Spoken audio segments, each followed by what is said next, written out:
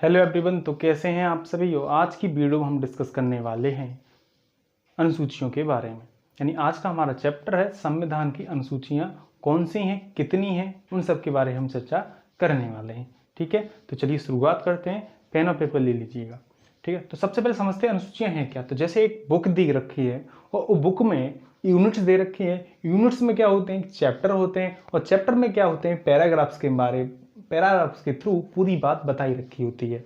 ठीक है, ऐसे समझिए हमारा भारतीय संविधान की एक किताब है, उसको हमने अनुसूचियों में बांटा है, उसके बाद हमने उसको भागों में बांटा है, उसके बाद हमने उसको अनुच्छेदों में बांटा है। क्लियर है, उम्मीद है समझ में आ गया होगा पॉइंट जो मैंने बताने की कोशिश की है। ठीक है, अब शुरुआत करते हैं क्या है अनुसूचियां, कौन कौन सी हैं। तो हेडिंग लगा लीजिए अनुसूचियां। अनुसूचियां, ठीक है, अनुसूचियां भाई शुरुआत में कितनी थी। तो शुरुआत में कितनी थी भाई, जब संविधान का निर्माण हुआ था तो शुरुआत में थी 8। वर्तमान में कितनी है, तो वर्तमान में है 12। ठीक है, शुरुआत में 8 थी, वर्तमान में कितनी है 12। कौन कौन सी हैं, चलो शुरुआत करते हैं। तो नंबर 1 2 3 4 5 6 7, बाकी नेक्स्ट। ठीक है, तो पहली अनुसूची में क्या दे रखा है, पहली अनुसूची में देखकर राज्य और केंद्र शासित प्रदेश के बारे में वर्णन किया गया है। ठीक है, तो क्या है, राज्य और केंद्र शासित प्रदेश का वर्णन। ठीक है, अनुसूची 2 में क्या है, वेतन और भत्ते, वेतन एवं भत्ते किसके, राष्ट्रपति के, उपराष्ट्रपति के एवं आधे। ठीक है, कैग भी है इनमें, लोकसभा अध्यक्ष भी है इसी में। ठीक है, अनुसूची 3 में क्या है, शपथ की बात की गई है। किसकी एक बात की गई है, शपथ किसकी, राष्ट्रपति, उपराष्ट्रपति, आदि। ठीक है, चलिए नंबर 4 में क्या किया गया, राज्यसभा में सीटों का आवंटन।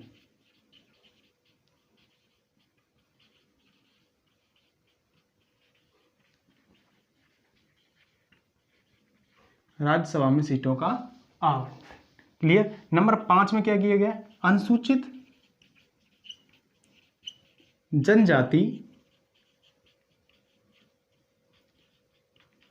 क्षेत्रों के प्रशासन के बारे में,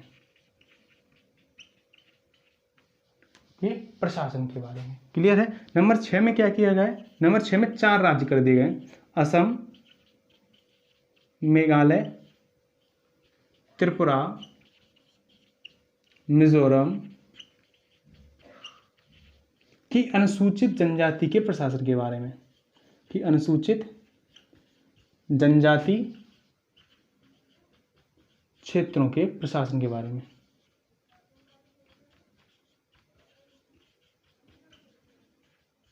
ठीक है, अनुसूचित जनजाति के क्षेत्रों के प्रशासन के बारे में। अनुसूची 7 में क्या किया गया भाई, केंद्र राज्य के संबंध बताए गए,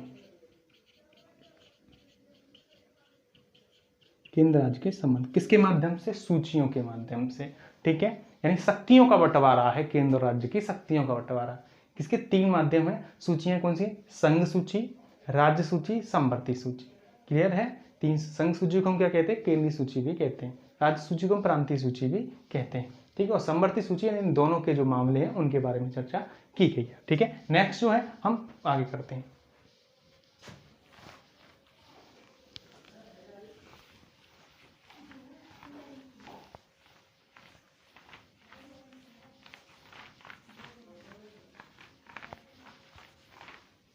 ठीक है, चल 7 हो गई, हम 8 9 10 11 12 उनको कर लेते हैं। 8 9 10 11 12। 8 में क्या है, राजभाषाओं का उल्लेख है। ठीक है, राजभाषाएं,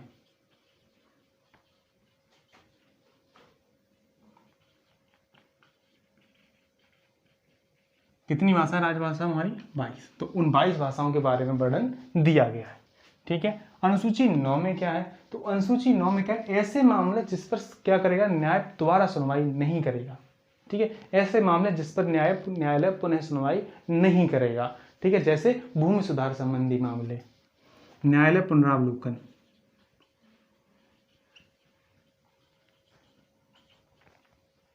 पुनरावलोकन के विरुद्ध,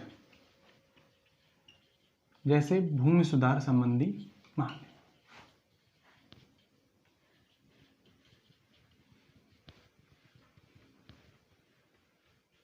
भूमि सुधार संबंधी मामले। अनुसूची अगर 10 की बात करें तो इसमें क्या किया गया है, दल बदल कानून।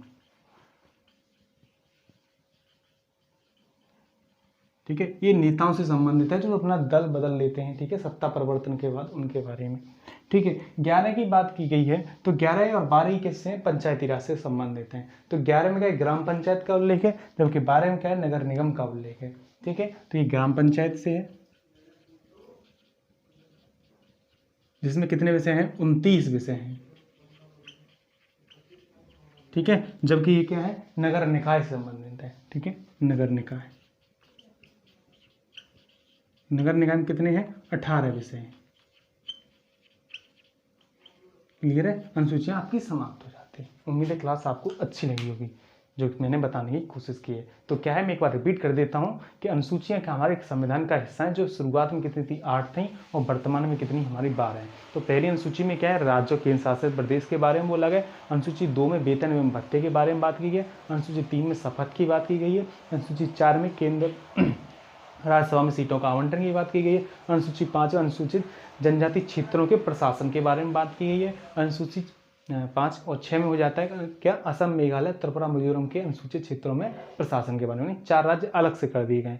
अनुसूची 7 में क्या है, केंद्र राज्य की शक्तियों का बंटवारा बोला गया है, किसके माध्यम से, सूचियों के माध्यम से। केंद्रीय सूची जिसे हम संघीय सूची भी कहते हैं, राज्य सूची जिसे हम प्रांतीय सूची भी कहते हैं, और नंबर 3 हो जाती है हमारी समवर्ती सूची। नंबर 8 में क्या है, राजभाषाओं का उल्लेख है। नंबर 9 में क्या, ऐसे मामले जिन पर न्याय पुनर्सुनवाई नहीं करेगा, न्याय पुनरावलोकन के विरुद्ध है, जैसे भूमि सुधार संबंधी मामले। अनुसूची 10 में क्या है, दल बदल कानून है। अनुसूची 11 में क्या है, ग्राम पंचायत के बारे में वर्णन किया है, जिसमें 29 विषय है। अनुसूची 12 में क्या है, नगर निकाय से संबंधित बात की गई, जिसमें कितने, 18 विषय हैं। उम्मीद है आज की क्लास आपको अच्छी लगी होगी, और अच्छी लगती है तो लाइक कीजिए, चैनल को सब्सक्राइब कीजिए। Thank you so much.